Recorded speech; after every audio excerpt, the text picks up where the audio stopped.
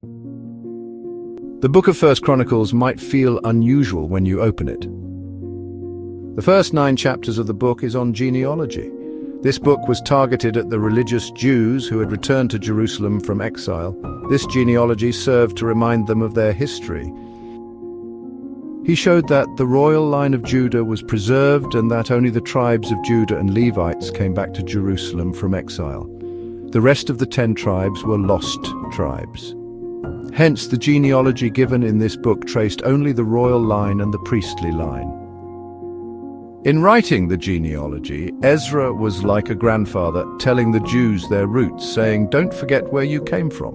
He reminded the Jews returning from exile that they weren't just poor people struggling in Jerusalem. They were God's chosen people, connected all the way back to Adam through Abraham and into the royal line of King David.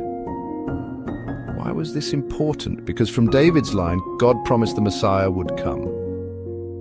So these names weren't just history, they were hope. Ezra was reminding them, God hasn't forgotten you and his promises still stand.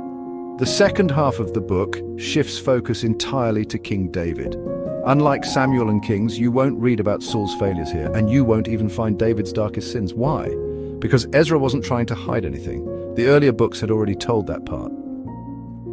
Instead, Ezra wanted the people to see David as God's chosen king, a picture pointing forward to the true king, the son of David, the Messiah who would reign forever. And then there's something remarkable, 8 whole chapters dedicated to one thing, preparing for worship. David didn't build the temple, but he laid out everything for it.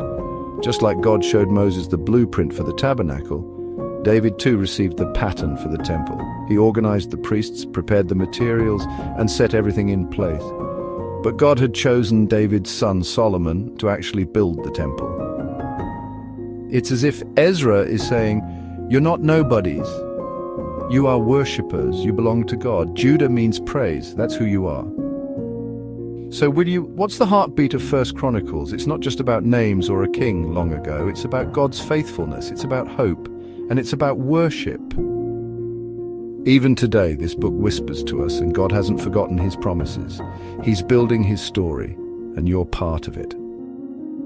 First Chronicles reminds us that your roots are in Christ, and your future is secure in him. Trust him, worship him, and remember that God always keeps his promises.